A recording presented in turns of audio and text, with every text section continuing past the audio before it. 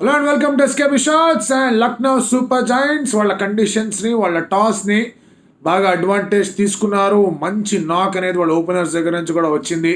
And KL రాహుల్తో finish చేయకపోయినా మ్యాచ్ని ensure that ఎటువంటి ప్రాబ్లమ్స్ కూడా ఉండవు అని చెప్పి మిడిల్ ఓవర్స్ బ్యాటిల్ అనేది లక్నో సూపర్ జైంట్స్ చాలా అద్భుతంగా గెలిచారు. వాళ్ళు బౌలింగ్ చేస్తున్నప్పుడు అలాగే వాళ్ళు బ్యాటింగ్ చేస్తున్నప్పుడు. సో ఈ మ్యాచ్లో చెన్నై ఎక్కడ వెనకబడ్డారు, లక్నో ఎలా దీన్ని టైం చేశారు, అండ్ ఈ మ్యాచ్లో ఏం ఎగ్జాక్ట్గా జరిగింది అనేది లెట్స్ గెట్ స్టార్టెడ్.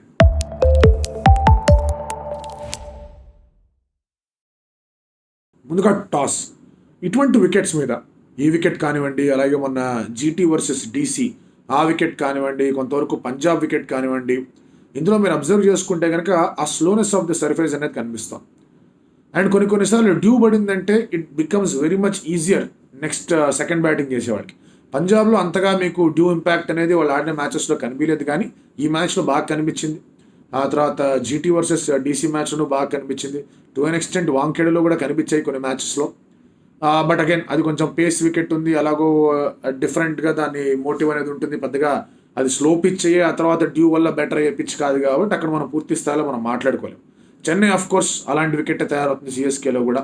సో ఇవాళ కూడా అలాంటి వికెట్టే వచ్చింది. సో టాస్ గెలిచిన వెంటనే ఇద్దరు క్యాప్టెన్లకి ఎటువంటి హెజిటేషన్ కూడా లేదు, వాళ్ళు ఫీల్డింగే ఎంచుకుందాం అనే డిసిషన్లో ఉన్నారు. కేఎల్ రాహుల్ ఫీల్డింగ్ అనేది ఎంచుకున్నాడు, రుతురాజ్ గైక్వాడ్ కూడా అడ్మిట్ చేశాడు దాన్ని. బట్ ఇక్కడ ప్రాబ్లం ఏమవుతుందంటే చెన్నై సూపర్ కింగ్స్ రహానే, రచిన్ రవీంద్ర, రుతురాజ్ గైక్వాడ్ అనే ఒక ఐడియాతో ఏదైతే వెళ్తున్నారో that will not give them good results. దానికి కారణం రుతురాజ్ స్టార్టింగ్ నుంచి ఉంటే బెటర్గా ఉంటుంది. రహానే పవర్ ప్లే మ్యాక్సిమైజ్ చేసుకుంటాడు అనుకుంటున్నారు, కానీ వాళ్ళకి కావాల్సిన స్టార్ట్స్ అనేవి ఐపీఎల్లో చెన్నైకి రాలా. I think their highest power play was 62 అనుకుంటాను, అండ్ లోయెస్ట్ వాస్ 32. అది ఢిల్లీకి అగేన్స్ట్గా 2 వికెట్ కూడా పడిపోయిన వాళ్ళకి. బట్ ఓవరాల్గా మీరు చూసుకుంటే మిగతా టీమ్స్ ఎలాగైతే పవర్ ప్లేని క్యాపిటలైజ్ చేసుకునే ప్రయత్నాలు చేస్తే ఒక 11 runs per over లేకపోతే 12 runs per over కొట్టే ఆలోచనలో ఉంటారో, వీళ్ళ యావరేజ్ హ్యాస్ బీన్ అరౌండ్ 9. అది కొంచెం ఇబ్బందికరమైన సిచ్యువేషన్, ఎస్పెషలీ మీకు అప్పుడు ఇటువంటి వికెట్స్ మీద ఆడుతున్నప్పుడు బాల్ హార్డ్గా ఉన్నప్పుడు పండగ చేసుకోవాలి. అది కుదరలా. రవీంద్ర అద్భుతమైన బౌలింగ్కి అవుట్ అయిపోయాడు అక్కడ. రచిన్ రవీంద్ర బౌల్డ్ లేడు, సూపర్ డెలివరీ అది. ఆ తర్వాత Rahane couldn't really get going. Yash Thakur వచ్చి రుతురాజ్ గైక్వాడ్ వికెట్ కూడా తీశాడు. అండ్ 7 నుంచి 17th over దాకా, అంటే 6 overs వాళ్ళ స్కోర్ ఎంత ఉంది, 50. ఆ తర్వాత వాళ్ళ స్కోర్ మీరు చూసుకుంటే ఆఫ్టర్ 16 overs, ఆఫ్టర్ 17 overs వాళ్ళ స్కోర్ మీరు చూసుకుంటే కనుక 120 కూడా లేదు. This is where they lost the match.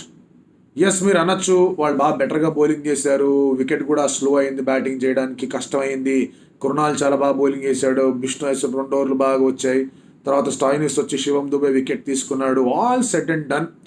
ఇక్కడ they should have planned better. And batting order అంతా కూడా వాళ్ళకి సంభవం ఆ T20 మ్యాక్సిమైజేషన్ మనం ఏదైతే మాట్లాడతామో అది సిఎస్కేకి వర్కౌట్ కావట్లేదు. సో ఇది వాళ్ళ 3rd డిఫీట్ అవే గ్రౌండ్స్లో. 4 ఆడారు, వైజాగ్లో ఓడిపోయారు వాళ్ళు, హైదరాబాద్లో ఓడిపోయారు వాళ్ళు, లక్నోలో ఓడిపోయారు వాళ్ళు, వాంఖేడేకి వెళ్ళినప్పుడు గెలిచారు. సో ఐ సమ్హౌ ఫీల్ వాళ్ళ batting order at the top is not correct. మిచెల్ని వాళ్ళు డ్రాప్ చేశారు, మోయిన్ అలీని తెచ్చుకున్నారు, ఎందుకంటే స్పిన్ ఉంటుంది అనుకున్నారు. రీడింగ్ వాస్ కరెక్ట్, ఎందుకంటే టాస్ గెలిచి ఉంటే మోయిన్ అలీ చాలా ఎక్కువ ఓవర్లు వేసాడు. సో ఇక్కడ మోయిన్ అలీని తీసుకురావడం ప్రాబ్లం కదా. ఇన్ఫ్యాక్ట్ మోయిన్ అలీ బిష్ణు లాస్ట్లో కొట్టాడు కాబట్టి ఆ మొమెంటం అన్న వచ్చింది. సో మోయిన్ అలీని తీసుకురావడం మంచిదే, but Moeen Ali should be batting top of the order. అతను 1 down బ్యాటింగ్ చేయాలి అంటే కనుక రుతురాజ్ గైక్వాడ్ ఓపెనింగ్ చేయాలి. సమీర్ రిజ్వీ లాంటి ఒక ప్లేయర్ బెలిజరెంట్ హిట్టర్ని మీరు ఒక టఫ్ సిచ్యువేషన్లో పడేశాడు. అతనికి అర్థం కాలేదు ఏం చేయాలో. కృణాల్ పాండే బౌలింగ్ ముందుకు పరిగెత్తుకుంటూ వచ్చాడు, స్టంప్ అవుట్ అయిపోయాడు. సో ఇక్కడ మీ దగ్గర ఉన్న రిసోర్సెస్ని మీరు మ్యాక్సిమైజ్ చేసుకోలేకపోతుంటే you will definitely fall short of 15-20 runs. అది కూడా లాస్ట్లో మోయిన్ అలీ ఒక ఓవర్లో 3 sixes కొట్టాడు, ధోని వచ్చి అతని పని అతను చేసుకొని వెళ్ళిపోయాడు కాబట్టి 176 దాకా స్కోర్ వెళ్ళి, లేదా 150-160 దగ్గర ఆగిపోయేవాడు. 176 వచ్చినా కూడా రుతురాజ్ గైక్వాడ్ ఏం చెప్తున్నాడు, 15 runs షార్ట్ అన్నాడు. సో ఇక్కడ పూర్తి స్థాయిలో credit you have to give to Lucknow super Giants bowling. And Stoinis introduce చేసిన విధానానికి కేఎల్ రాహుల్కి హ్యాట్స్ ఆఫ్ చెప్పాలి, ఎందుకంటే ఇదే స్టాయినిస్ రిషబ్ పంత్ చేతిలో తన్నులు తిన్నాడు. బట్ శివం దూబే వచ్చినప్పుడు షార్ట్ బాల్ వేద్దాం, పొడుగ్గా ఉంటే నేను షార్ట్ బాల్ వేస్తా, యాంగిల్ షార్ట్ బాల్ వేస్తా, అవుట్ సైడ్ ఆఫ్ స్టంప్ వేస్తా, అతను పుల్లు కొట్టే ప్రయత్నం చేస్తాడు. 2-3 తగలచ్చు, బట్ ఎక్కడో ఒక ఎడ్జ్ అనేది వస్తుంది. ఎడ్జ్ ఫస్ట్ బాల్ వచ్చిందంటే కనుక గ్యాంబుల్ వర్కౌట్ అవుతుంది అన్నాడు, వర్కౌట్ అయింది, అవుట్ అయ్యాడు, శివం దుబే వెనుదిరిగాడు. అది చాలా పెద్ద టర్నింగ్ పాయింట్ ఈ యొక్క మ్యాచ్లో. మనం ముందు కూడా ఇవాళ పొద్దున కూడా మాట్లాడుకున్నాం, ద కాంట్రిబ్యూషన్స్ అనేవి ఇద్దరి దగ్గర నుంచి ప్లేయర్స్ పరంగా చూసుకుంటే లిమిటెడ్గా వచ్చిన ఇంపాక్ట్ఫుల్ కాంట్రిబ్యూషన్స్ అనేవి ప్లేయర్స్ పరంగా మీకు సిఎస్కే నుంచి వచ్చాయి. శివం దుబే కానివ్వండి, రచిన్ రవీంద్ర కానివ్వండి, రుతురాజ్ గైక్వాడ్ కానివ్వండి, టు ఎన్ ఎక్స్టెంట్ ధోని కానివ్వండి, వీళ్ళందరి దగ్గర నుంచి. సో ఎప్పుడైతే దూబే వికెట్ పడిందో Lucknow super Giants field happy. And అది చాలా ఇంపార్టెంట్ వికెట్. ఆ తర్వాత మోయిన్ అలీ జడేజా వచ్చినప్పుడు they're going slow. Moeen Ali 17 balls 11 దాకా ఆడుతూ వచ్చాడు. ఇదేంటబ్బా అనుకున్నారు.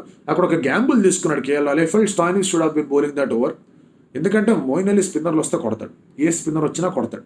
అందుకే కృణాల్ పాండ్యని వేయించలేదు, బిష్నాయ్ చేత వేయించారు. బిష్నాయ్ 3 6 కొట్టాడు. సో అది వర్కౌట్ కాదు. లాస్ట్ ఓవర్ మళ్ళీ స్టాయినిస్ వేసి ఉండాల్సింది. కానీ కేఎల్ రాహుల్ ఏం చేశాడంటే, ఈ మనిషి అక్కడ కొట్టేశాడంటే కనుక 3-4 6 కొట్టాడంటే కాన్ఫిడెన్స్ పోతుంది స్టాయినిస్ బ్యాటింగ్లో. ఆల్రెడీ వీళ్ళకి 160 దాకా వెళ్తున్నారు. స్లో పిచ్చర్ మనం మాట్లాడుకుంటున్నాం. కర్మగాలు ఎక్కడన్నా 2-3 వికెట్లు పడ్డాయంటే స్టాయినిస్ ఉండడం చాలా ఇంపార్టెంట్ అని అతని కాన్ఫిడెన్స్ కాపాడామో అనిపించింది. ఎందుకంటే Indian bowlers, inexperience bowlers against Mahendra Singh Dhoni, ఆ battle will always be lost. డౌటే లేదు అందరూ. ఎంత ఇండియన్ బౌలర్ ఉన్నా ఎక్కడెక్కడ ఆడినా కూడా battle against Mahendra Singh Dhoni is last battle, last over. But again KL Rahul ఆ కాన్ఫిడెన్స్ ఒక ఆలోచన పెట్టుకొని స్టాయినిస్ వేయించలేదో అనిపించింది. మ్యాట్ హెన్రీని తీసుకొచ్చారు. అతను స్టార్టింగ్లో బాగా వేసాడు. బట్ ఆ తర్వాత కొన్ని అక్కడ సమీకరణాల వల్ల కొంచెం పర్మిటేషన్ కాంబినేషన్లో అతనికి బౌలింగ్ రాలా, అది పెద్దగా ఎఫెక్ట్ కాలేదు. బట్ లాస్ట్లో ధోని అగైన్ షాట్ బాగా కొట్టాడు. అద్భుతమైన రీతిలో బ్యాటింగ్ చేశాడు. 300 స్ట్రైక్ రేట్తో ఆడాడు. అండ్ 176 వచ్చిందంటే కనుక ధోని కొట్టుడు వల్లే వచ్చింది, లేదంటే కనుక ఛాన్సే లేదు. అండ్ మరొకసారి Dhoni coming in and batting, అందరు క్రౌడ్ అంతా కూడా happy. But Chennai super kings deep down వాళ్ళకి తెలిసింది. మిడిల్ ఓవర్స్లో మనం కేవలం అక్కడ 10 ఓవర్లు ఆడి 60 రన్లే కొట్టాం. ఇంకొక 20 రన్లు కొట్టుంటే అయిపోయేదన్న విషయం వాళ్ళకి తెలిసింది. ఇక్కడ బ్యాటింగ్ విషయంలో కేఎల్ రాహుల్ని, క్వింటన్ డికాక్కి వాళ్ళ కాంబినేషన్ కానివ్వండి, వాళ్ళ పార్ట్నర్షిప్ కానివ్వండి, వాళ్ళ మెట్రిక్ని ఎంత బాగా ఆడారో అర్థం చేసుకోవచ్చు. 9 runs per over కావాలి. ది ఎన్షోర్డ్ ఎప్పుడు కూడా 9 runs per over వచ్చాయి. ప్రతి ఓవర్లో ఎలాగో ఏదో ఒకటి ఫస్ట్ ఓవర్ మినాయించి ఏదో ఒకటి చేసుకున్న 9 runs per overని మాత్రం మెయింటైన్ చేస్తూనే వచ్చారు. And KL Rahul was the aggressor. KL Rahul aggressor ఒక పార్ట్నర్షిప్ ఆడడం అనే పార్ట్నర్షిప్లో రోల్ ప్లే చేయడం చాలా అరుదుగా చూస్తూ ఉంటాం at the top of the game, అంటే ఓపెనింగ్లో. అలాంటిది క్వింటన్ డికాక్ కొంచెం ఆగనైనా నువ్వు కొంచెం జాగ్రత్తగా ఉండని చెప్పి కేఎల్ రాహుల్ స్టార్టెడ్ ప్లే. అందుకే 9 runs per over ఎలాగో వస్తుంది, 9.5 runs per overతో ఎలాగో వెళ్తూ ఉన్నాం. అంతా కూడా బాగానే ఉంది. డ్యూ కూడా పడుతుంది, బాల్ కూడా ఈజ్ అవుట్ అవుతుంది. నేను అనవసరంగా వికెట్ ఇవ్వకుండా ఆడే ప్రయత్నం చేస్తాను క్వింటన్ డికాక్ కూర్చున్నాడు. ఎస్పెషలీ మీరు అబ్జర్వ్ చేయండి, జడేజా బౌలింగ్లో షాట్ కొట్టాడు. పతిరానా క్యాచ్ పట్టుంటే things would have been different. No doubts about that. Pitch అప్పుడప్పుడే మెల్లగా ఈజీ అవుతుంది బ్యాటర్స్కి, but still there is grip అవుతోంది. అక్కడ పతిరానా ఉన్నాడు, తర్వాత ముస్తాఫిజుర్ ఉన్నాడు, జడేజా బౌలింగ్ వేయచ్చు, మోయిన్ అలీ కూడా బౌలింగ్ రావచ్చు. ఇద్దరు కలిసి 4 ఓవర్లు వేశారు. బట్ అక్కడ క్యాచ్ పట్టుంటే Pathirana, it was a tough catch. వాళ్ళంతకన్నా చాలా టఫ్ క్యాచ్లు పట్టాడు అతను. ఆ క్యాచ్ పట్టుంటే కనుక things would have been different. But దానివల్ల ఓడిపోయారా అని చెప్పడం కూడా కరెక్ట్ కాదు. వాళ్ళు మిడిల్ ఓవర్స్లో ఏమీ చేయకుండా ఆ క్యాచ్ వల్ల ఓడిపోయామంటే అది వర్కౌట్ అయిన అంశం కాదు. బట్ ఎప్పుడైతే ఆ క్యాచ్ అనేది అయిందో అక్కడ KL Rahul and Quinton de Kock ఇంకా జాగ్రత్తగానే ఆడుతూ సేఫ్గా ఆడుతూ రన్లు తెచ్చుకున్నారు. అండ్ కేఎల్ రాహుల్ కొన్ని షాట్స్ కొట్టాడు. ఆ స్క్వేర్ డ్రైవ్లు కొన్ని ఆడాడు, mind blowing, breath taking square డ్రైవ్లు. మీకు డీప్ పాయింట్ ఉండి అలాగే థర్డ్ మ్యాన్ ఉండి వాళ్ళిద్దరి మధ్య గ్యాప్తో కొట్టాడు ముస్తాఫిజుర్ బౌలింగ్. అది కూడా స్లోవర్ బాలింగ్ కొట్టాడు. అది మైండ్ బ్లోయింగ్ షాట్. అది స్టార్టింగ్లో 6 కొట్టాడు ఎక్స్ట్రా కవర్ మీద నుంచి, అల్టిమేట్ షాట్. అండ్ చాలాసార్లు షార్ట్ బాల్ వేసి అతని చేత పుల్ ఓవర్ హుక్ షాట్ ఆడించే ప్రయత్నం చేశారు. అతను ఎప్పుడు పుల్ షాట్ మాత్రమే ఆడాడు. హుక్ షాట్ ఆడలా, గాల్లో కొట్ల, ఎప్పుడు కూడా గ్రౌండ్ మీదగానే ఆడాడు. అతను వికెట్ మీద అతను ప్రైస్ పెట్టాడు. ప్రైస్ పెట్టడం మాత్రమే కాదు, మంచి స్ట్రైక్ రేట్తో కూడా ఆడాడు. ఎప్పుడు కూడా ఇటువంటి వికెట్లు మనం ఏమనుకుంటా అంటే ఇంకా బాగానే ఉంది కదా లాస్ట్లో చూసుకుందామని. బట్ ఈ always ensured ahead of the chase వాళ్ళు ఉన్నారు. ఎప్పుడు అహెడ్ ఆఫ్ ద చేజే ఉన్నారు వాళ్ళు. అండ్ దాంతో కొన్ని ఓవర్స్లో బాగా అటాక్ కూడా చేశాడు, ప్రెషర్ కూడా పెట్టాడు. పత్రానాన్ని 6 కొట్టాడు. అదే షాట్ స్కై ఆడబోయాడు కానీ అది ఇక్కడ క్యాచ్ అవుట్ అయిపోయింది. ఇక్కడ మాత్రం బాల్ 6కి వెళ్ళిపోయింది. ఎక్స్ట్రా పేస్ని బాగా యూటిలైజ్ చేసుకొని కొట్టాడు. అండ్ లాస్ట్ 3 మ్యాచెస్కి అతని స్ట్రైక్ రేట్ చాలా సిగ్నిఫికెంట్గా ఇంప్రూవ్ అయింది. 239 ఇవాళ 86 runs కొట్టాడు. అండ్ స్ట్రైక్ రేట్ కంఫర్టబుల్గా ఇవాళ చూసుకుంటే కనుక దాదాపుగా మీకు 160 స్ట్రైక్ రేట్తో ఆడాడు. లాస్ట్ 2 మ్యాచ్ల్లో కూడా దాదాపుగా 170, 180 స్ట్రైక్ రేట్తో ఆడుతున్నాడు. అండ్ ఇది was a టఫర్ pitch to bat. Of course due పడి కొంచెం సింపుల్ అయినా కూడా it is a tough pitch to bat. అతనికి బాగానే బౌలింగ్ వేశారు కానీ అతను బౌండరీస్ సాధించి ప్రాపర్ క్లాసికల్ టెక్నికల్ షాట్స్ ఆడాడు. భయంకరమైన షాట్లు ఎక్కడ ఆడలా. ఒక షాట్ ఏదో పక్కకి జరిగి స్వీప్ షాట్ కొట్టే ప్రయత్నం చేశాడు కానీ ఆల్మోస్ట్ ఇట్ వాస్ ఆ టెక్స్ట్ బుక్ నుంచి వచ్చిన షాట్లు ఆడాడు. అలాంటి షాట్లు ఆడి హీ ఆల్వేస్ ఎన్ష్యూర్డ్ దట్ ఆ చేజ్లో ఎక్కడ ఎటువంటి స్పీడ్ బ్రేకర్లు రాకూడదు. సరే లాస్ట్లో జడేజా అద్భుతమైన క్యాచ్ పట్టి అతను అవుట్ చేసినా పెద్దగా డ్యామేజ్ జరగలేదు. అప్పటికే నికోలస్ పూరన్ వచ్చాడు, రెడీగా ఉన్నాడు. పతిరానా ఒక 6 కొట్టాడు. మనం మాట్లాడుకున్నాం పూరన్ చాలా ఇంపార్టెంట్ ప్లేయర్, పతిరానా చాలా ఇంపార్టెంట్ ప్లేయర్ అని. పూరన్కి ఎక్కువ బ్యాటింగ్ చేసే అవకాశం రాలా. బట్ పతిరానా వేసిన 4 ఓవర్లలో 3 ఓవర్లు ఇన్ఫాక్ట్ కేఎల్ రాహుల్ పై చేసి సాధించాడు. అసలు అవుట్ ఆడేది వేరే విషయం. బట్ ప్రతి ఓవర్లో KL Rahul some or the other how పై చేసి సాధించాడు. వికెట్ అనేది ఇవ్వలేదు, బౌండరీలు కూడా కొట్టాడు, ఒకసారి అయితే 6 కూడా కొట్టాడు. అది బాగా వర్కౌట్ అయింది కేఎల్ రాహుల్ ఫేవర్. సో పెద్దగా బ్యాటింగ్ చూసే అవకాశం రాలేదు ఇక్కడ. దీపక్ కూడా క్యాచ్ డ్రాప్ చేసాడు, క్యాచ్ డ్రాప్ చేయడం కదా 6 కూడా వెళ్ళింది. అతను అనుకుంటాడు నేను క్యాచ్ పట్టుకుంటే బాగుండేది కదా అని. అలాంటి ప్రాబ్లం ఏమీ లేకుండా కేఎల్ రాహుల్ ఇక్కడ కేర్ తీసుకున్నాడు. అండ్ కృణాల్ పాండ్యా మళ్ళీ బౌల్డ్ రియలీ వెల్. ఇక్కడ మనం బ్యాటింగ్ పరంగా మాట్లాడుకుంటాం కానీ మిడిల్ ఓవర్స్లో కృణాల్ పాండ్యా బౌలింగ్ అనేది చాలా పెద్ద ఇంపాక్ట్ క్రియేట్ చేసింది, చాలా అద్భుతమైన ఇంపాక్ట్ క్రియేట్ చేసింది. అక్కడ మిడిల్ ఓవర్స్లో స్టాయినిస్ ఆ వికెట్ అంతే ఇంపాక్ట్ క్రియేట్ చేసింది. స్టార్టింగ్లో యష్ ఠాకూర్ బాగా వేసాడు, మోసీని వాళ్ళు వాస్ వెరీ గుడ్. లాస్ట్లో రన్స్ ఇచ్చాడు వేరే విషయం, లాస్ట్లో రన్స్ ఇద్దరు ఇచ్చారు.